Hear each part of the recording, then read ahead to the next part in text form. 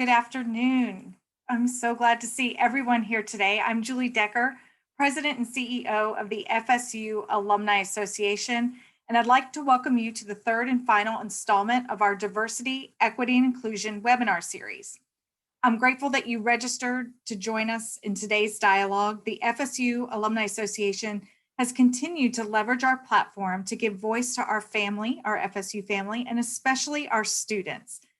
Today, the Alumni Association joins the FSU National Black Alumni, the FSU Network Presidents, the FSU Career Center, Student Alumni Association, and Chair of the President's Task Force on Anti-Racism, Equity, and Inclusion for an engaging presentation and panel discussion. While this is the final in this particular series, you will see many DEI opportunities permanently as part of our alumni engagement calendar. Our commitment does not end here, and we encourage you to join us. I'd like to introduce one of our panelists and our moderator for this afternoon, two-time alumnus Ali Moore. Ali currently serves as the Vice President of the FSU Alumni Association's National Black Alumni. Ali is an Atlanta-based consultant, leadership coach, and strategist with over 25 years of organizational development training and change management and business readiness experience. As the CEO and founder of X Factor Solutions, he is passionate about helping people from all walks of life identify and grow their unique leadership talents. Today, Ali will once again lead our webinar in part 3 of Diversity, Equity, and Inclusion and Moving Forward Together. Ali? Thanks, Julie. As Julie said, today is our third and final webinar in this series, but there's much more to come. I'd like to welcome everyone to today's webinar, but also a great thanks to our panelists. And so I'll read through who you will be hearing from today in short order. First, we have Eleanor Connon. She's the chair of FSU Emeritus Alumni Society. Hernisha Dukes, president, FSU Young Alumni Network. Amani Lewis, director of Recruitment, Student Alumni Association. Katrina Pitt, President, FSU Asian American Alumni Network. Donald Post, President, FSU Pride Alumni Network. Jared Ross, President, FSU Jewish Alumni Network. Geneva Scott, Senior Assistant Director for Experiential Learning at FSU's Career Center. Stephanie Moncada, President, FSU Hispanic and Latinx Alumni Network. And last but not least, Shari Williams, President, FSU National Black Alumni. So I'm going to turn it over to Geneva now to give a presentation on the Professional Mentoring Program. Good afternoon, everyone. Thank you so much for joining us. As Ali mentioned, my name is Geneva Scott. I work in the Career Center where I serve as the Senior Assistant Director for Experiential Learning. Fancy word for internships, any type of opportunity where you can link what you're learning in the classroom to the real world and getting that experience. And so part of that initiative and part of the work we do in the Career Center is to provide opportunities for students to connect with alumni. And so that program is Professional Mentors that I'm going to be sharing a little bit on today. So I'm going to go ahead and share my screen and we will go ahead and get started. Awesome. So why mentorship? This will be brief. I really want to show you kind of how you find mentors as a majority of it, but it's really important to know the power of mentorship. And you'll notice here that the Gallup Alumni Survey found that college graduates are almost 2 times more likely to be encouraged at work and motivated if they had a mentor who encouraged them to pursue their goals and dreams. And so it's really important when you think about if you're a student or if you're an alumni, really the power of building that connection and perhaps connecting with someone who has similar background to you, similar experiences, learning from them, taking what they have given you and linking that to what you want to do in the future in your career. And so who are our mentors? Most of our mentors are alumni, which is phenomenal. You already have that built-in Florida State connection.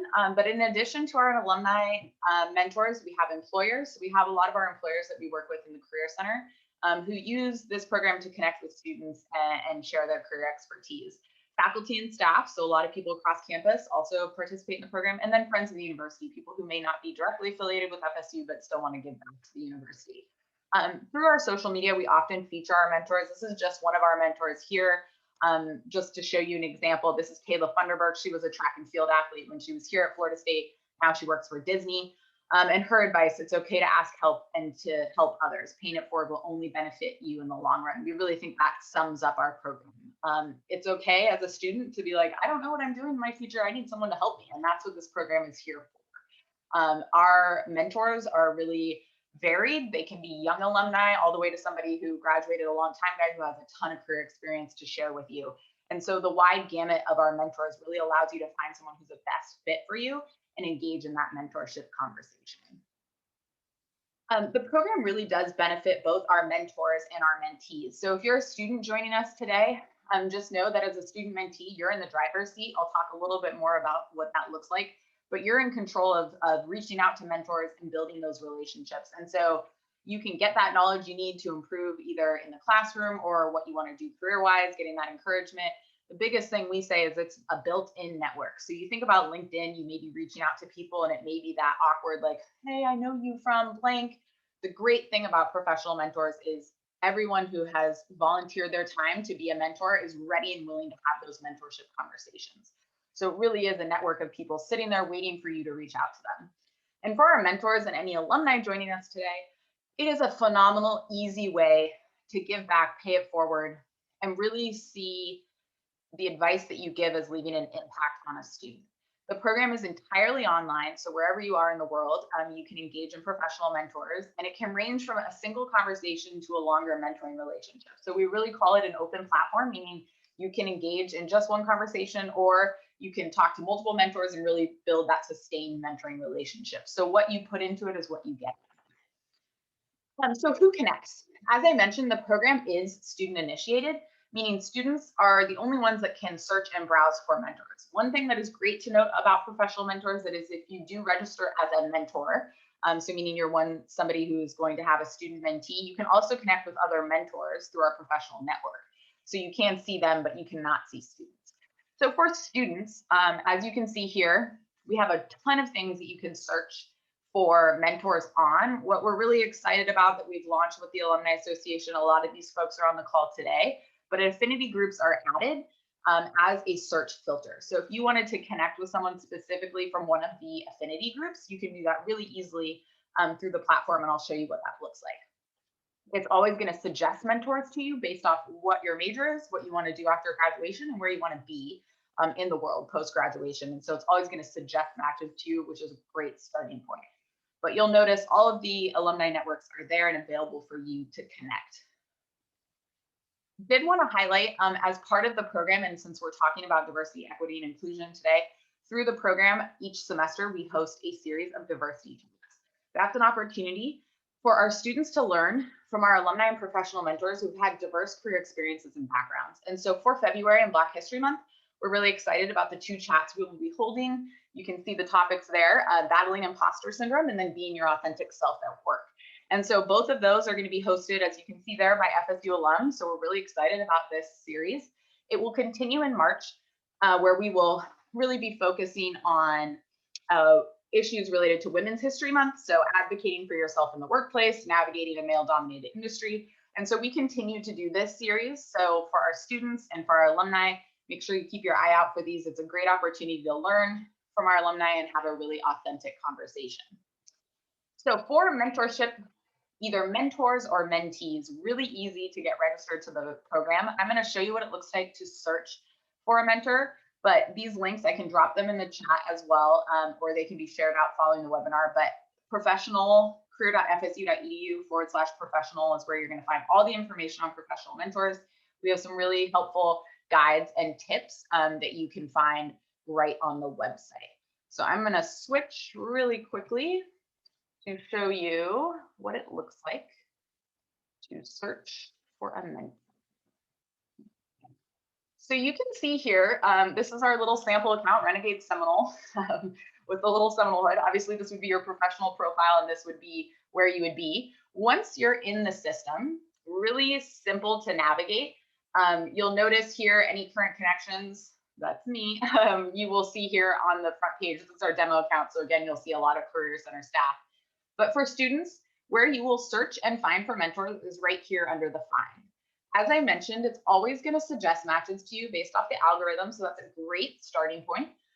If you do not like what you see here, or it's not really the fit you're looking for, you can always click hide and it's going to repopulate suggested mentors for you. But what I wanted to highlight was exactly how to find a best fit mentor for you. So I think it's really important that when you start to think about mentorship and connecting with someone, that you think about what are the factors that are important to me. So that's why this search is really important. So you'll notice here, you can search by all of these factors ranging from ethnicity, gender, professional development topics. So what that mentor says they're comfortable discussing, what they did at FSU. So this is a really great thing too. If you wanted to see who, for example, was a member of CARE because you're in CARE, you can do that search, and you can also rank based off how important the factor is to you. So you can add layered searches and really find exactly who you're looking for. So you'll notice here, we also, as I mentioned, our affinity groups, you can find all of those listed here and add those filters to look for people who meet that criteria. Once you've searched, as you can see here, here's an example. Stephanie Urbina, she is 100% match because we said we listed CARE and that she's also part of these networks, which is phenomenal. So as you see that, you'll always see a snapshot of their profile. You can click full profile, and that's going to show the history and the entire profile, so their job history, all of that. You can bookmark the profile, so save it. You can also recommend it to a friend. That's a great way to kind of show people, you're like, not great for me, but I think this would be perfect for my friend. You can send it right over to them. When you bookmark them, you can always check them out here and go back. If you were interested in connecting, you just click request mentorship. You'll notice here that we have a sample message for you. As you start typing, that will be grayed out, but you can review it. You can always go back and take a look at it, but really important that when you reach out to a mentor, obviously use professional language, kind of explain what you're looking for, add that message in there, and then off you go. And so really, you want to see this platform as an opportunity for you to have a single conversation or to really have a more enhanced mentorship relationship as you move down the line. Once you are matched to a mentor, so when you click on it, you get to see an entire history. So for both, potentially, if we have mentors joining us or mentees, you can log all of your interactions. You can share documents. So if you potentially wanted a resume or a personal statement looked at, you can set goals and milestones. So things that you want to do with your mentor, you can schedule meetings. And so you can really do everything through the platform. Everything's online, everything's at your own convenience. And it's a really easy way for you to kind of build that community with our mentors. Really important to know that once you are in the platform as a mentor, you are then going to be waiting for students to reach out to you. If you are a student mentee, again, it's on you to kind of build that relationship, have that opportunity to have those conversations. As you start to think about your time at Florida State or your time when you were at Florida State as an alumni, I think you can all think about the power of having someone there to kind of guide you through the process. And so this program is really designed to be that additional support for students and a really great way to build community here at Florida State.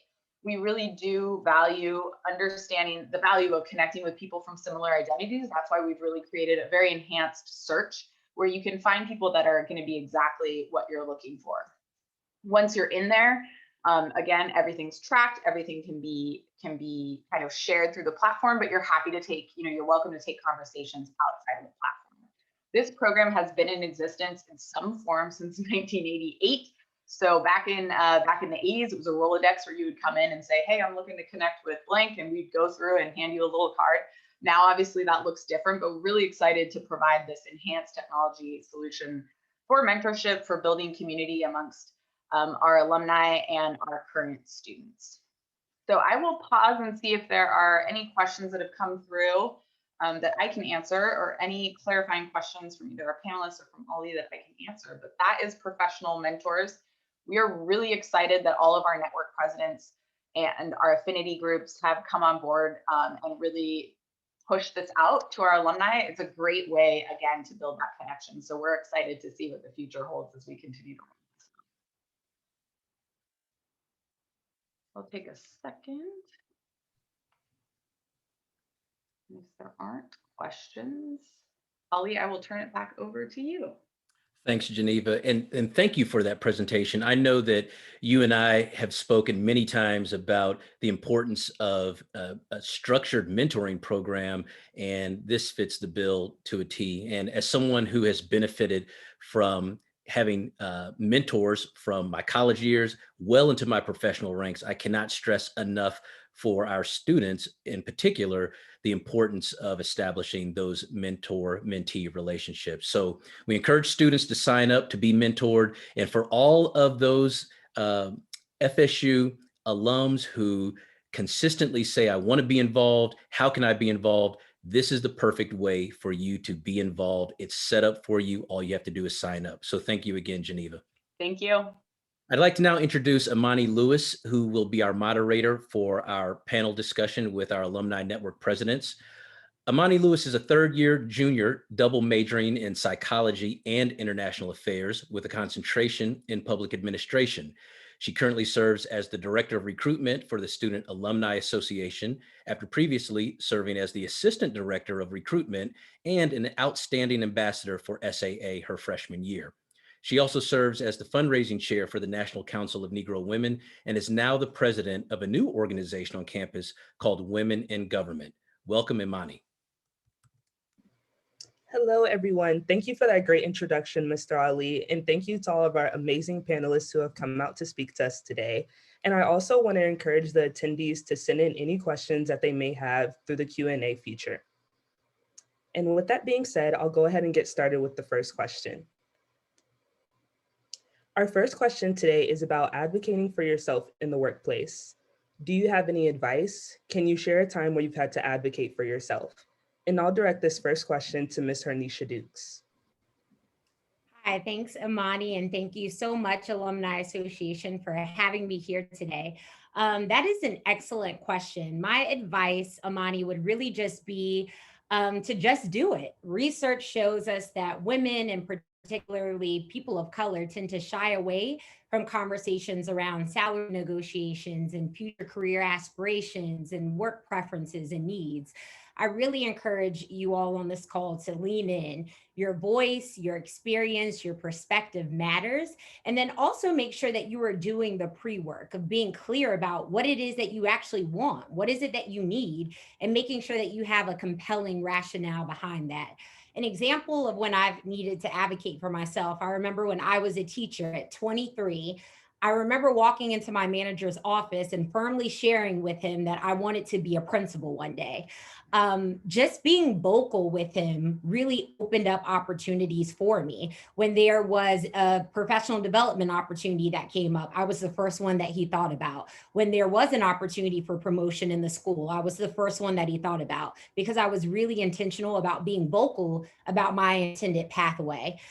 Even a couple of years later, after I exhausted education programs and opportunities, I then crafted my own plan and I presented it to my manager around the type of experiences and opportunities that I would need. So fast forward today, I am now a manager of principals, and I am more likely to provide my principals with what they need when they come to me and they lean into those conversations, when they're crystal clear about what it is that they actually need, and when they come to me already with a plan or an idea of how they can make that dream a reality. So that would be my advice to people in terms of just thinking through how you continue to advocate for yourself, specifically in the workplace.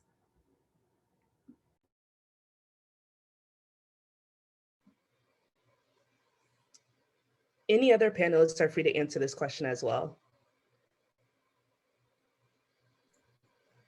Yeah, I'd like to add to what Hernisha said. I think everything she pointed out is extremely important. And building a relationship with your superiors, building, like she said, communicating with them, letting them know, and be confident in your ability.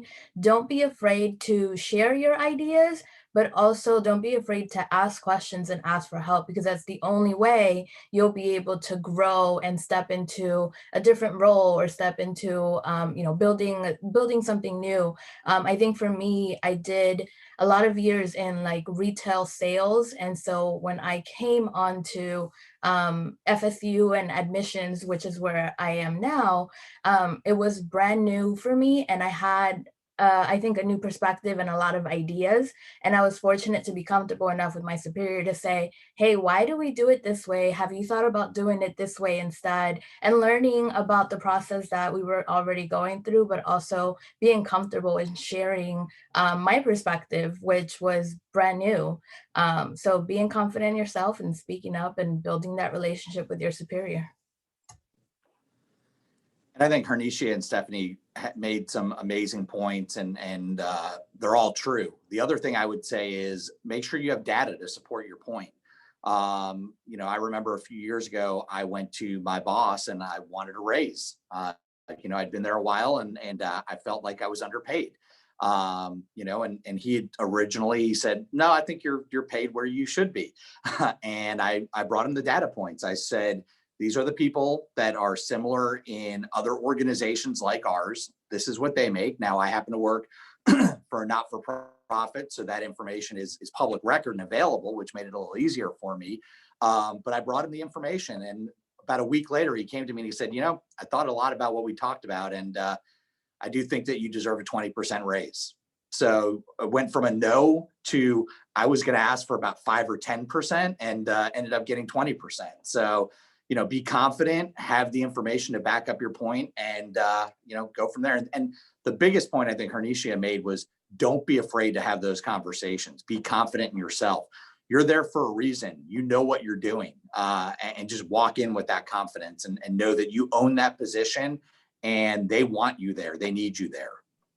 Hey, Amani, I'd like to add one quick comment as well, and that is, don't be afraid to ask for growth opportunities, right? Part of advocating for yourself is to seek opportunities where you can show your worth, and that's by stretching beyond what you're currently being asked to do. So the way that you prove that you're ready for the next level, or the way that you prove that you're ready for promotion, is to already be performing at that level. And so the best advocacy that you can do for yourself is to prove yourself ready for the next level by asking for those opportunities.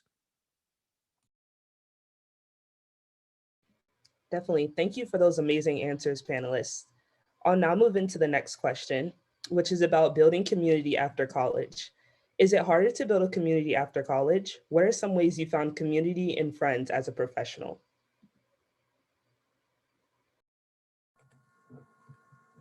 I'll jump in. So right after college, I was born and raised in Tallahassee. I went to Florida State, and after college, I moved to Orlando, not too far away from home, but I immediately, and when I say immediately, I think my graduation was on Saturday, and on Monday, I signed up with the Alumni Association. I looked up the Orlando Seminole Club. I was at, Spirit Fest in downtown Orlando within 2 weeks. And I was starting conversations with, I graduated from Florida State, no matter if I was in Publix, at work, wherever, just trying to get that family away from home. And that family for me was FSU. And so I immediately had those connections with individuals. And from there, as we connected on being alumni of FSU, we also were able to connect on other things. So then I found groups to volunteer with. And I've lived here now for quite some time. And I just grew my community through my affiliation of FSU. And I basically did what Shari did, except I went from Tallahassee to Tampa. And there for me, it was the Tampa Bay Seminole Club. And it was our former national chairman, Max Algario, that kind of took me under his wing and said, you did so much in undergrad, and when you walk across that stage, that's not when your time at FSU ends. In some aspects, it's really just beginning. You're fostering more of those relationships, you're getting to know your alumni, and you just build upon that. And like Shari said, and expand upon the different opportunities that the Alumni Association offers. Because then I moved from Tampa to Orlando and got involved with the Orlando Seminole Club, and met another group of an amazing alumni that I would not have known otherwise. So I think it's extremely important to reach out to those committees and those groups that we have working, if you will, in the trenches, like the Seminole Clubs, which do a phenomenal job at linking our alumni and places all across the country to the broader university. Ali, I wanted to make a couple of suggestions that really helped me in my life after FSU, if that's okay. During my career, I made a move from Miami, Florida to Texas and to Houston, and didn't know a soul. The only person I knew was the Humane the human resources person who had handled my move. I was in fashion retail at an upscale company, Neiman Marcus, in merchandising and sales. So I immediately joined some groups that I personally was interested in, like the Symphony League, the Ballet Guild, the Museum of Fine Arts Support Group. And not only did I get to meet a lot of people who became lifetime friends, but I was also working with and among a lot of my clients. So it helped me really expand my knowledge of our client base, but also develop friendship, connections, and a lot of networking. So sometimes you can just follow your heart, follow your own interest, and if it applies to your field, it's even better.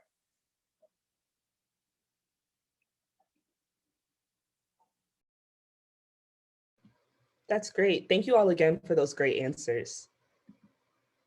The next question that I have for you all is, what experience did you have at FSU that prepared you for the professional world? And how did your time at FSU prepare you to enter the workforce? I'll start with that. It was really a, some days I'm amazed I walked across that stage. You know, it takes a community, you know, to raise and young adults and children to prepare them to become an adult. And if it weren't for my advisors, my old dean, to whom, you know, I still talk with weekly after all these years, you know, he's like a, you know, a father by choice, if you will. And I think many of us can relate to having professors and deans and staff members that really touched our lives and really helped mold us into the leaders we are today. The success that I've been able to fortunately have, everything is attributed back to Florida State and those men and women that were on the grounds that took me under their wing to nurture me and prepare me for the future. And so everything I have, I give back to the university. I wouldn't be where.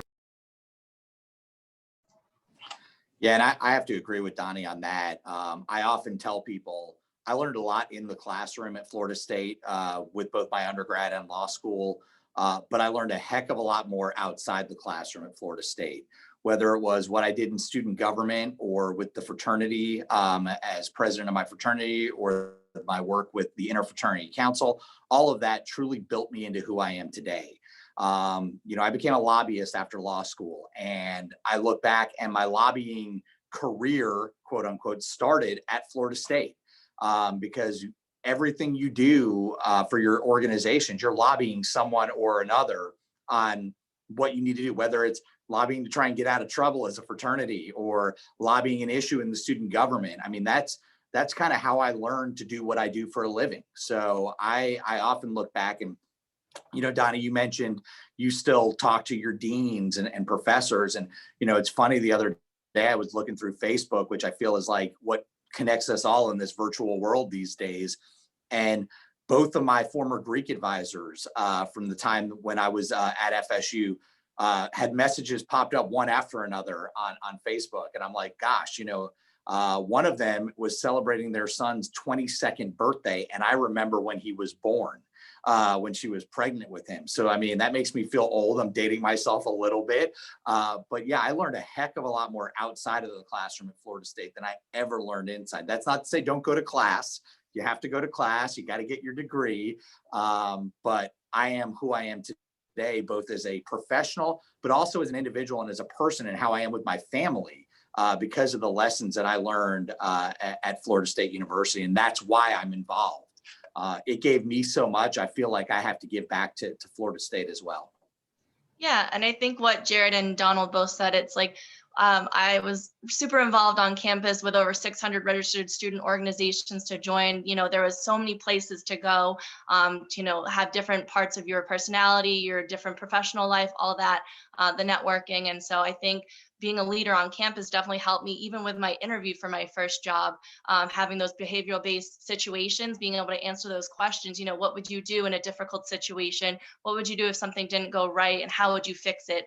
Those questions are important in any career, in any role. And having that experience on campus definitely set me apart for my job and, my future, really. So I thank a lot to FSU as well.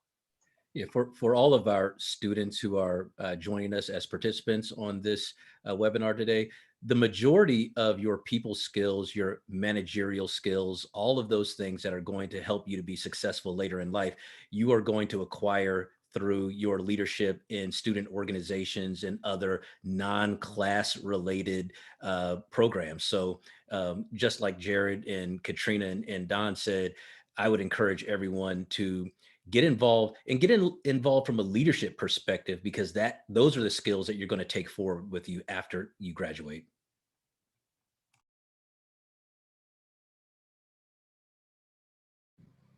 Thank you, panelists, for all those amazing answers again. Now I'll be moving into the Q&A feature and answering some audience questions. The first question that I have for you all is, what are you doing to assist alumni who may not be engaged with FSU? How can they get involved? Something that we do within our network is we have regional reps throughout the country, and we task them with engaging their local alumni groups. We ask them to get involved with the Seminole clubs, with other groups that are involved in their community, so that they can spread the word about Black alumni, but also pulling in those individuals that may not be engaged. I think it's really important, as well as a network, that we have different programs that speak to different interests, so that everyone feels there's something there for them. And then also, now that there have been other networks to come into the family of the Alumni Association, something that we look forward to doing is cross-referencing our resources and collaborating with different programs and events. 2 years ago, we started a national brunch, and that was with the Young Alumni, where we had one host from Young Alumni, one host from the Black alumni, just to show young alumni and older alumni that together we can do something, and you don't have to pick and choose which network that you want to be a part of. If I am biracial, or I have different interests or different skills or whatever, there's something here for everyone. I think it's just important that we collectively, work together to show individuals that they can be involved wherever they see a fit. I think if you're watching the screen, you saw all of us shaking our heads when she says, collaborating, all of us collaborating together. And I just want to stress the point that wherever you are, I think us as a new network, we're only a year old, but we are also working on placing regionals in different areas throughout Florida and hopefully out of the state. But, getting involved however you can. Right now it's virtually, and with, whatever network you connect with, whether it's just as, you have friends or family, or you're a fan of FSU, like you can connect. I think we're all open to connecting with you. You can connect with us. And attending those events, joining the webinars. I know there's lots of different events we're all working on to try to connect with a broader audience. So if you see something you're interested in, don't shy away just because it says Hispanic or Black or Asian. If you want to be a part of it, go for it. I think we're all welcoming to everybody.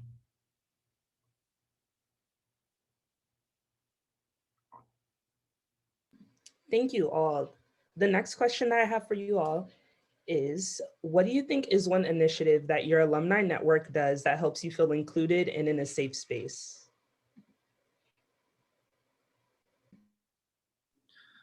Well, I'll just say for us at the Jewish Alumni Network, we are extremely new. Since October we received our actual vote in October, so we're still kind of finding our footing. But the one thing I will say is it gives you a community of like-minded people. And the one thing I will say about the experience of helping to start the Jewish Alumni Network is, number one, it's helped me identify with my Jewish identity, to reconnect with that, because I've had some of the most amazing conversations about faith and identity and religion, and diversity with the folks that I worked with to start that organization. But I think, a lot of what we're going to do is we're going to focus our events on the things that are important to our community, to the Jewish community. And I think the best part about that is we're going to be able to offer that to the other networks as well to join us.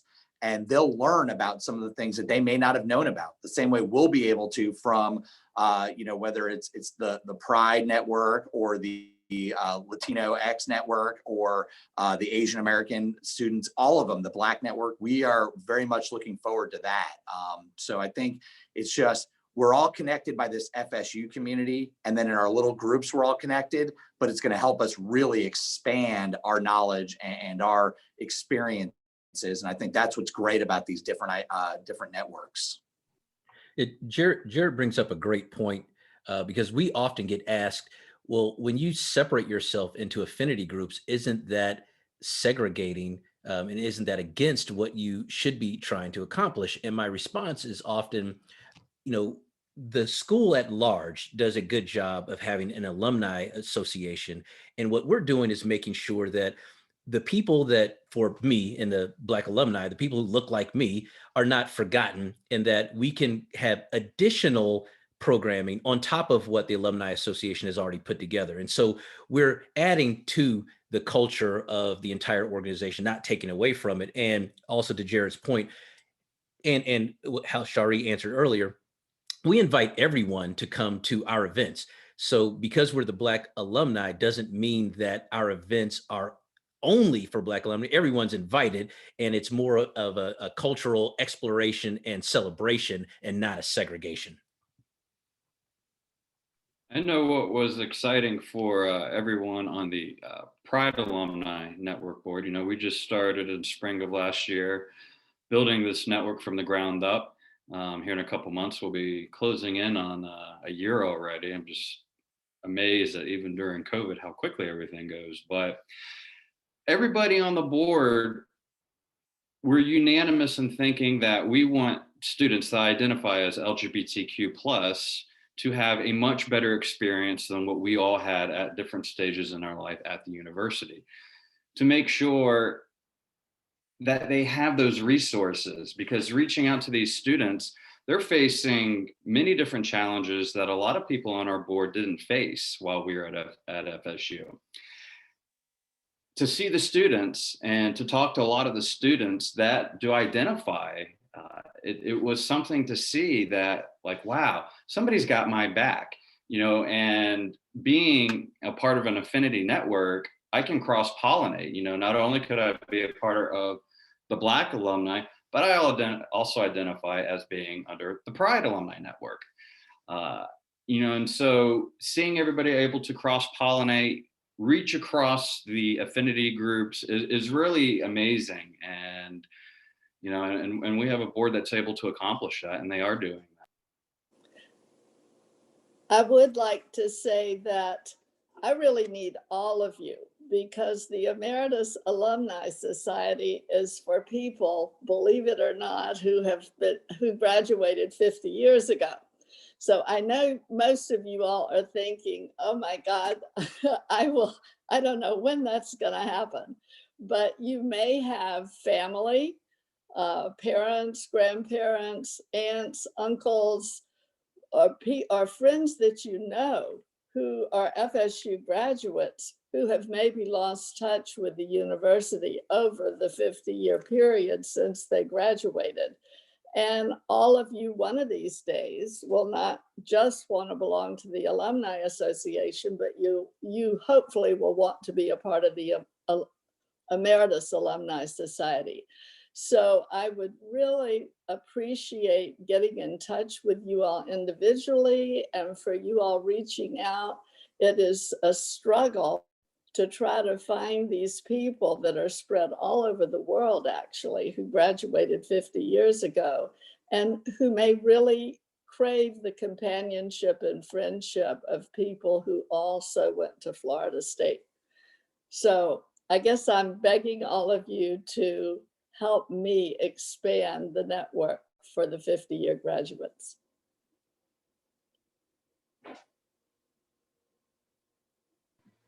Thank you all again for those very informative answers. The next question I have for you all is, how has the pandemic affected your membership recruitment strategies? And what out-of-the-box ideas are your networks implementing to compensate for lack of in-person engagement for 2021? I think the pandemic obviously stopped us from having in-person events, right? And that's one thing that we know that was our go-to of getting people engaged, of bringing them together.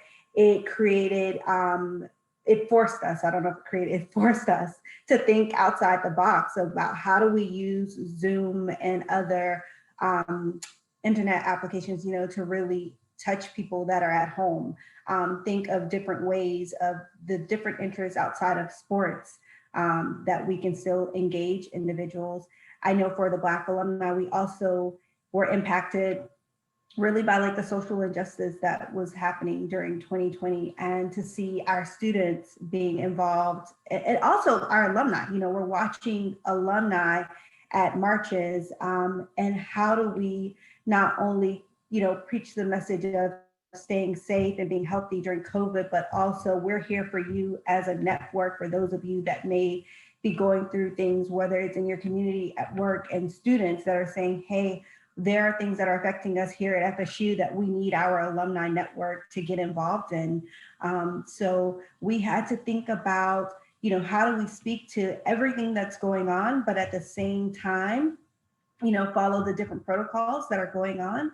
And it made us, bring our entire board together to see, where are you, what can you do, and really partner with the Alumni Association as well, because we didn't have, a lot of resources readily available, because, pandemic and social injustice is not something that you plan for, right?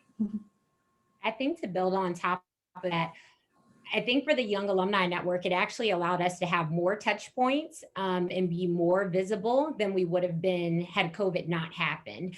So normally we have two key events, which is our Young Alumni Weekend, where we bring young alumni from all over the country together to be able to celebrate and fellowship. And then we have our Notable NOL event, which allows us to be able to celebrate young alumni that are doing tremendous things within their careers. This year alone, or this past year in 2020, we had 7 different events. So those look like webinars, those look like social bingo games or mixology events, it look like networking events. It just really forced us, again, to be creative and strategic with how we are bringing folks together. We became a lot more visible on our social media platforms. Follow us at FSU Young Alumni. It gave us an opportunity just to highlight and spotlight, again, alumni from all over the country that are doing incredible things within our demographic group. So it was a little bit of a curse, but also a blessing that we were able to just have more frequent touch points with young alumni during this time. Yeah, and to kind of add to what Hernisha and Shari both said, like, I think we were definitely forced to act differently in this environment with the Asian American alumni group. We were kind of rebuilding this last year anyways, and so it was kind of hard to determine where would we have events if we did have them, like where is the biggest part of our alumni base? Are they in Florida? Are they in Georgia? Where are they? But since we're all virtual, it was kind of easier because now we can have virtual events where anyone can join around the country, meet other people, create that network and start that bond. So, I think, as everyone else said, it's kind of been a blessing and a curse, but you just have to make it work as best as you can. And I think, the Alumni Association has been a great help in kind of connecting all of us as leaders, helping us with our identity groups and how to establish our organization. So, I think nothing but good things to say. It's actually been a blessing for us starting a brand new affinity network. And all the stresses and roadblocks and twists and turns that come with starting an organization from scratch. It's allowed us to take our foot off the accelerator and really hone in on what our foundation is going to look like. How are we best going to represent not only the university, but the future needs and the current needs of our students, which is our primary purpose and mission. So it's allowed us to hone in on some of our more specific skills. And I'd add that the inability to meet in person has actually forced us to take a closer look at which events and which meetings actually require in-person attendance versus which ones we can do virtually. And it's taught everyone how to interact virtually. So I look forward to the lessons that we learned from it in terms of how we can better serve our constituents through virtual programming.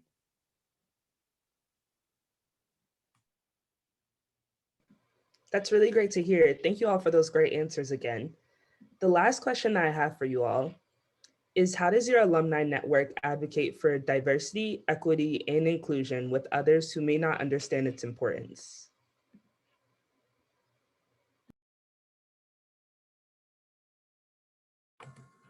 So let me just say this. Our network was started by BSU students upon graduating at FSU that wanted to stay involved with FSU while they mentored, helped out BSU, and helped those students navigate being Black students on campus, but also wanted to further their development as alumni in this new role that they could probably be professionals and leaders within FSU. Our network, we're continuing to do that. Our focus was not created to change the minds, hearts of anyone. It was about growing our family, our students, our alumni, and that's what we continue to do. So to whom it may concern, I think you have to personally decide that you want to educate yourself, reach out, be different if you think that's what you need to do. And the networks are open to anyone learning about us. But as far as the Black alumni is concerned, we are not actively trying to educate anyone. You know, our job, passion, and resources are to be supportive to our students, faculty, and staff, and alumni of FSU. Say for our network, representation matters, and visual representation certainly matters. So we are being very cognizant about the type of people that we highlight, that we spotlight, that we celebrate, that we share stories about, specifically with our Young Alumni Spotlights. We are also very cognizant of that when it comes to our major award, our Notable Knowles Award, as well as our Ruben D. Askew Award winners. And then also just the makeup of our council and our executive board. We value people from different perspectives, from different careers, from different backgrounds, and making sure that there's representation as we think about programming and events for young alumni across our globe. So I think we are just trying to be super intentional. When I reflect on my own experience at Florida State, I was there, and it's probably so true now. There's just an era of Black excellence everywhere, like integration statue from the leadership that was a part of our Student Government Association, from those that were involved in just every aspect of campus. We were able to see reflections and images of people that look like myself in leadership roles and positions. And we want to make sure that maybe when you watch the football game and you see the big crowd, you don't always think diversity, equity, and inclusion when you think of Florida State, but deep in the heart of what we do, that is what Florida State is about. So we want to make sure that we are uplifting those stories as a Young Alumni Network. And I think for us as a new network, we had a lot of conversations of what we wanted to do, who we wanted to give back. And of course it was, our Hispanic Latin alumni and the student body, the Hispanic students on campus. And so we've had conversation of who do we want to highlight, similar to what Hernisha said, what discussions do we have? Some of these conversations are uncomfortable, they're difficult discussions, uncomfortable conversations to have.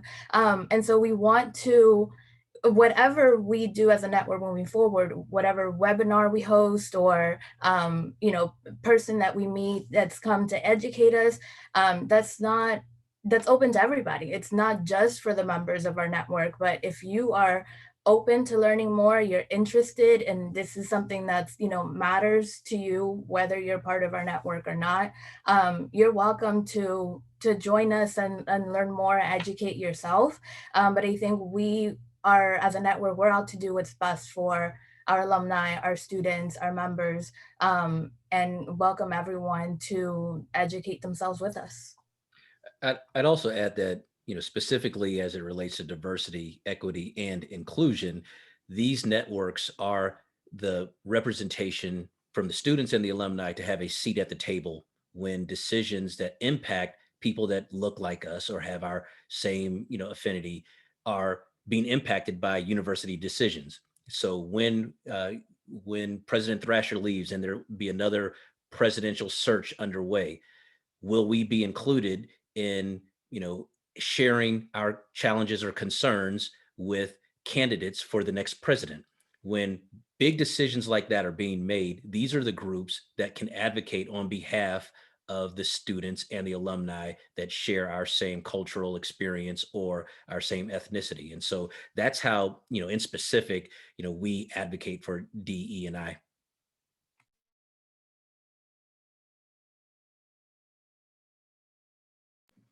Thank you, panelists, for those great responses. And thank you for all of your other amazing responses as well. And with that, I'm going to turn it back over to Mr. Ali. Thank you so much. Thanks, Amani. And thank you to all of our Alumni Network presidents for participating in this panel discussion. A lot of great information being shared. I'd like to introduce Dr. Maxine Montgomery, who is the chair of the President's Task Force on Anti-Racism, Equity, and Inclusion. Dr. Maxine Levon Montgomery is currently a professor of English who holds a doctorate from the University of Illinois at Urbana-Champaign, 1986. Her areas of specialization include contemporary Black women's fiction, post-colonial literature, African diaspora literature and culture, Black apocalyptic and post-apocalyptic writing, and critical race theory. Much of her teaching and research involves an interrogation of the intersection between issues of race, gender, and sexualities and vernacular culture. With that, I'll turn it over to Dr. Maxine Montgomery. Welcome.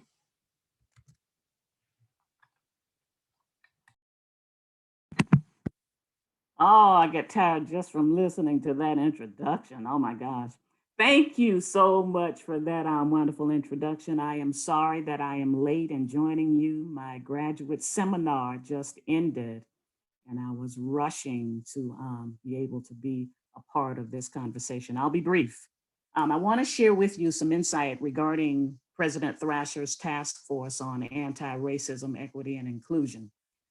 We made substantial progress fall of 2020 in addressing a wide-ranging set of objectives from our 3 subcommittees. The first of those 3 subcommittees is the Subcommittee on Recruitment, Retention, and Diversity Training. Second subcommittee is Campus Climate. And the third and final subcommittee is one focusing on issues surrounding FSU's historical legacy. At the end of the fall term, I submitted a letter to President Thrasher summarizing our work during the fall term. And I also presented 8 recommendations for the consideration of President Thrasher and the Board of Trustees. I am pleased to let you know that President Thrasher approved each of our recommendations. And I will read a portion of his response to give you a sense of the scope of our work. The first of the 8 recommendations comes from the Task Force on Recruitment, Retention, and Diversity Training under the directorship of Ms. Michelle Douglas. And President Thrasher remarks, he accepts the recommendation that the Office of Human Resources secures and utilizes a national higher education database and networking tool geared toward the recruitment of underrepresented faculty and staff. The university should appropriate a recurring $15,000 annual allocation with any necessary future incremental increases in the institutionalization of these measures. Still another recommendation that President Thrasher agreed to involves his acceptance that the Office of the Provost and Faculty Development and Advancement increases funding to the Underrepresented Faculty Hiring Initiative, including funds for new hires, additional funding for academic units to retain underrepresented faculty lines, and an extension of additional funds beyond the current 3-year period.